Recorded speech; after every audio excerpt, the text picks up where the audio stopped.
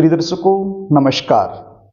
28 दिसंबर 2024 शनि प्रदोष व्रत के दिन किया गया एक छोटा सा उपाय आपके बच्चों की शादी में आ रही बड़े से बड़ी अड़चन को तत्काल दूर करके जल्द से जल्द शादी होने का एक प्रबल योग बना सकता है।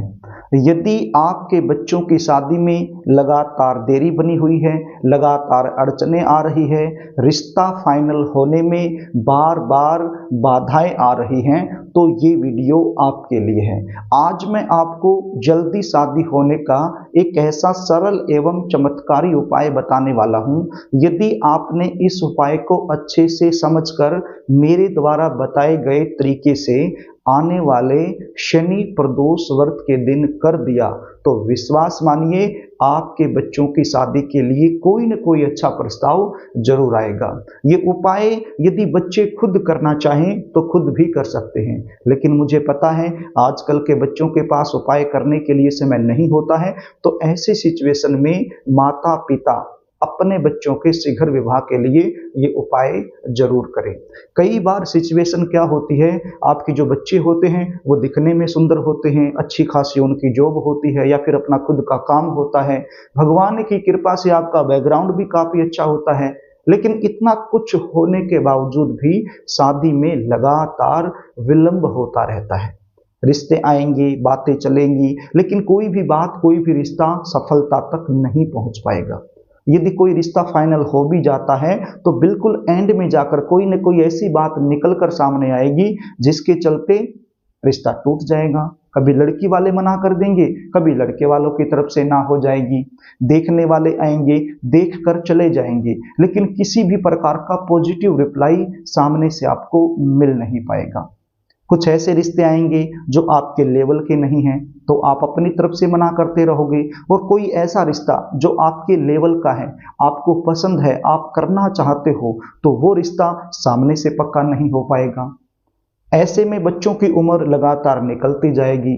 तो प्रिय दर्शकों, जन्म कुंडली का जो सप्तम भाव होता है, यदि सप्तम भाव या फिर सप्तम भाव का स्वामी शनि, राहु, केतु, मंगल या फिर सूर्य, ये अलगाववादी ग्रह माने जाते हैं। यदि इन ग्रहों के प्रभाव में आ जाए तो फिर इस प्रकार की सिचुएशन बन जाती है। यदि आप लोगों के साथ भी कुछ ऐसा ही हो रहा है तो चिंता करने की आवश्यकता नहीं है। उपाय बता रहा हूं, इसको अच्छे से समझ लीजिए। उपाय बताऊं इससे पहले आपसे निवेदन करना चाहूंगा, यदि आप चैनल पर नए हैं और अभी तक आपने इस चैनल को सब्सक्राइब नहीं किया है तो मुझसे लगातार जुड़े रहने के लिए चैनल को सब्सक्राइब जरूर कर लीजिए और बेल आइकन को भी प्रेस करके रखिए, ताकि हमारी आने वाली इसी प्रकार की नई वीडियो का नोटिफिकेशन आपको मिल जाए और वो वीडियो आप आसानी से देख पाएं। प्रिय दर्शकों, इस चैनल के माध्यम से मैं लगातार विवाह से रिलेटेड सटीक जानकारियां लेकर आपके सामने उपस्थित रहता हूं।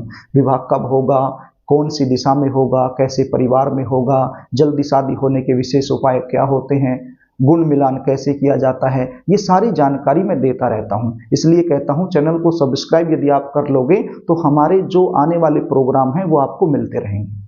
अब आप उपाय सुन लीजिए, इसको ध्यान से सुन लीजिए। ये उपाय आपने 28 दिसंबर 2024 शनि प्रदोष व्रत के दिन करना है और सायंकाल में करना है। सायंकाल में कब? प्रदोष काल में। अब प्रदोष काल कब से कब तक होता है? सूर्य अस्त होने से 30 मिनट पहले और सूर्य अस्त होने के बाद 30 मिनट तक, यानी कि लगभग 1 घंटे का या 1.5 घंटे का ये प्रदोष काल होता है। तो इसी समय आपने ये उपाय करना है। यदि आप इस 1 घंटे के अंदर ये उपाय नहीं कर पाते हैं, थोड़ा आगे पीछे हो जाता है, तो भी चिंता करने की आवश्यकता नहीं है, आपको पूरा रिजल्ट मिलेगा। अब ये उपाय करने के लिए आपके पास क्या सामग्री होनी चाहिए और किस प्रकार से करना है, इसको आप ध्यान से सुन लीजिए और सामग्री को नोट कर लीजिए। आपके पास काले रंग का कपड़ा होना चाहिए। कितना सा कपड़ा? लगभग रुमाल के साइज का काले रंग का कपड़ा आपके पास होना चाहिए। कपड़ा फ्रेश होना चाहिए, ताजा होना चाहिए, नया होना चाहिए। अब इस कपड़े में आपने रखना है, क्या क्या रखना है इसको आप नोट कर लीजिए। 1 मुट्ठी भर काले उड़द आपने इस कपड़े में रखने हैं। क्या रखना है? काले रंग के उड़द। और कितने? मुट्ठी भर।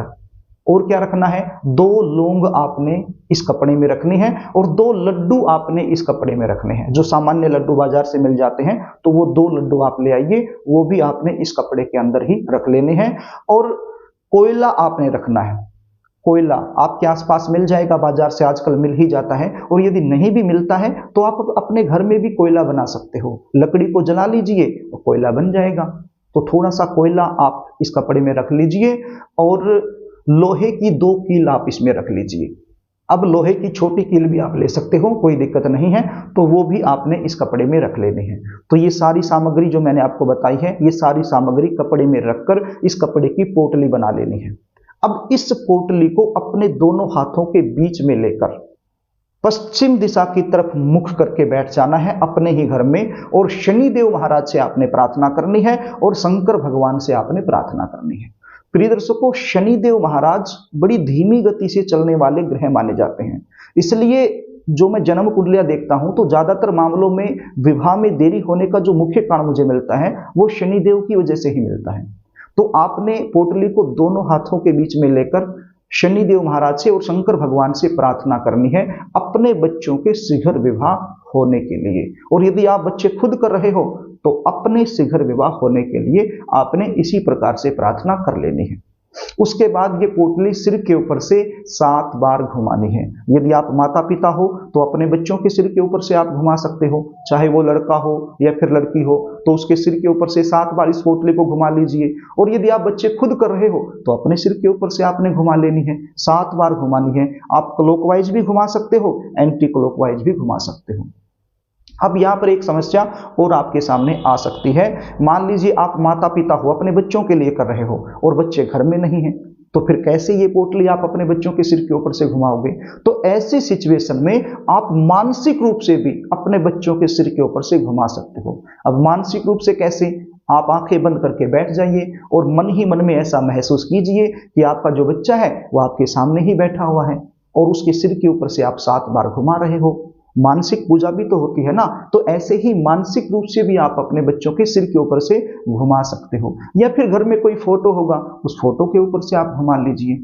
तो 7 बार सिर के ऊपर से घुमाने के बाद आपने इस पोटली को बहते हुए पानी में जल प्रवाह कर देना है, बहते हुए पानी में छोड़ देना है। आपके आसपास कोई भी नदी हो सकती है, नहर हो सकती है, रजभाया हो सकता है, तो उसमें आप इसको छोड़ सकते हैं। चलते हुए पानी में छोड़ना है, ठहरे हुए पानी में नहीं।